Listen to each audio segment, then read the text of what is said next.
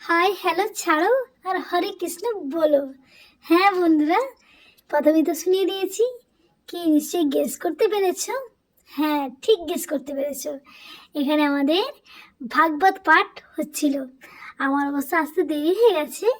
আমাকে পিসি বলেছিল 6:30 7টা থেকে শুরু হবে। তো আমি তো পার্লার থেকে আস্তে আস্তেই আমার 7টা বেজে গেছে, তাই ঠিক সময়ে পৌঁছাতে পারিনি। তো পার্লার থেকে আসার পর খাওয়া দাওয়া কমপ্লিট করে মানে টিফিনটা জাস্ট করে চলে গেছিলাম মেয়েকে সাথে নিয়ে। ভীষণ ভীষণ মজা হলো জানো তো।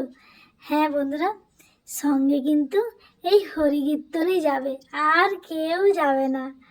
যতই যাই সুন্দর গান শুনি না কেন, হিন্দি বাংলা যতই যে কোনো গান শুনি না কেন, কিন্তু এই হরিকীর্তন এটা একটা আলাদা, এর মধ্যে একটা আলাদাই অনুভূতি।